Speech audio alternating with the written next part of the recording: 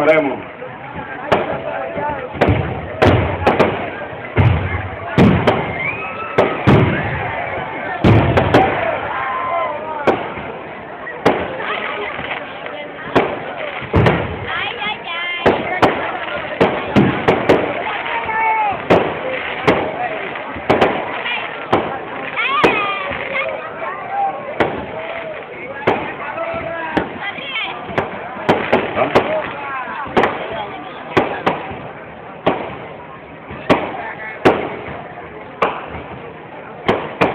Vamos a aprovechar en medio de este esplendoroso Fuegos Artificiales en honor a nuestra patrona, a entregar unos reconocimientos a cada una de las participantes de Señorita Tumeremo 2012.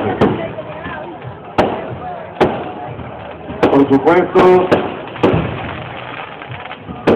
también agradeciendo, pues, felicitando el comportamiento de cada uno de los habitantes y de cada uno de los visitantes que está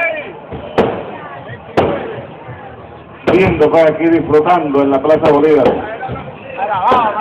Entonces, República Bolivariana Venezuela, municipio de Sifontes, Estado Bolívar, Alcaldía Bolivariana del municipio de Sifontes, otorga el presente reconocimiento a Julienny Palmar por su participación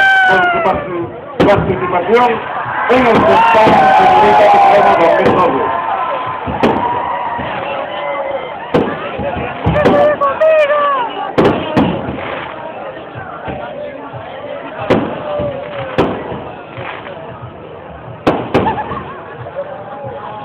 Educación no tiene cualquiera.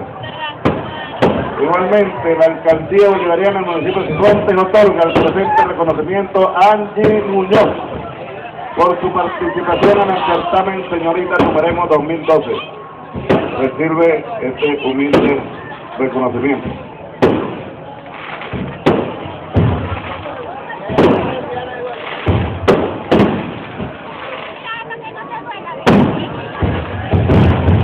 El presente reconocimiento es Francismar Robles, ahora reina del oro.